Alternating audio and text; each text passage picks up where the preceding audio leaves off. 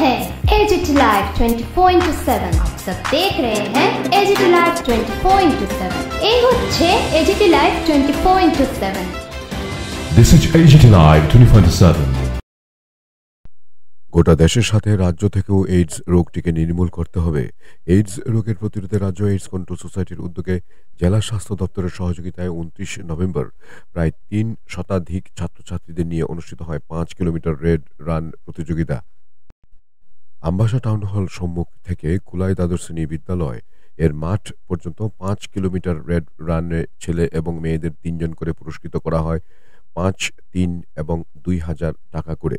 প্রথম হওয়া মোট 15 জন ছেলে এবং 15 জন মেয়েকে বাছাই করা হয় রাজ্যভিত্তিক রেড রানে অংশগ্রহণের জন্য, যা অনুষ্ঠিত হবে 1 ডিসেম্বর আগরতলায়। ছেলে এবং মেয়েদের মধ্যে প্রথম 15 জনকে আর্থিকভাবে পুরস্কৃত করা হয় অনুষ্ঠানে। এদিন পতাকা উত্তোলনের মধ্য দিয়ে রেড রান প্রতিযোগিতা শুরুয়াত করেন জেলার অতিরিক্ত জেলা শাসক সুভাষ আচার্য, জেলা মুখ্য স্বাস্থ্য আধিকারিক ডাক্তার অ্যাপোলো কোলই, জেলা ক্রীড়া আধিকারিক দিবাকর দেবনাথ, নন্দিতা ভট্টাচার্য প্রমুখ। Bureau report, AGT live 24/7।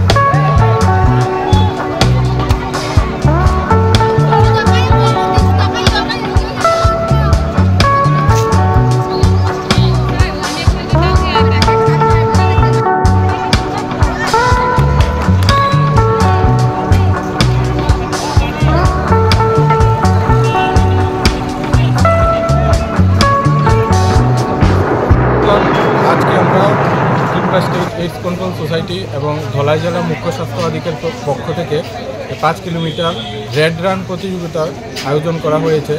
এই রানের মূল উদ্দেশ্যই হলো যে আমাদের যুব সমাজ আছে এবং সাধারণ জনগণ আছে, সবার মধ্যে এইডস নিয়ে অ্যাওয়ারনেস জেনারেট করা। আমরা সবাই জানি যে এইডসের পরিসংখ্যান ত্রিপুরাতে বাড়ন্ত এবং সেটা স্কুল ছাত্র থেকে শুরু করে সাধারণ জনগণের মধ্যে অনেক পরিমাণে বৃদ্ধি পেয়েছে। আমরা এই রেড রানের মাধ্যমে সবাইকে সচেতন করতে চাই এবং বিশেষ করে যুব সমাজকে যাতে আমরা খেলাধুলার মাধ্যমে এইডস থেকে এবং বিভিন্ন আইডিউস থেকে দূরে রাখতে পারি, সেই উদ্দেশ্যে আজকের এই রেড রান প্রতিযোগিতা আয়োজন করা হয়েছে। এর মধ্যে ধলাই জেলার বিভিন্ন government degree college, ITI college, polytechnic college থেকে ছাত্রছাত্রীরা অংশগ্রহণ করেছে এবং এটাতে আমাদের সহযোগিতা করেছে ধলাই জেলার youth affairs and school education দপ্তরের আধিকারিকরা। এই রেড রান আমাদের আজকে টাউন হল থেকে শুরু করে জুলাই ক্লাস 12 অবধি শেষ হবে। সেখানে আমরা স্টুডেন্টদের মধ্যে যারাই প্রথম, দ্বিতীয় এবং তৃতীয় হবে, পুরুষ এবং মহিলাদের মধ্যে আলাদা করে পুরস্কার বিতরণী অনুষ্ঠান সম্পন্ন করা হবে।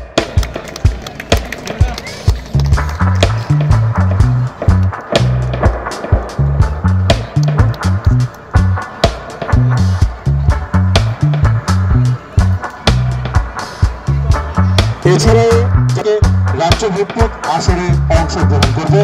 যারা 12 জন রয়েছে প্রত্যেকের জন্য 1000 টাকার পুরস্কার রয়েছে দপ্তরের তরফ থেকে।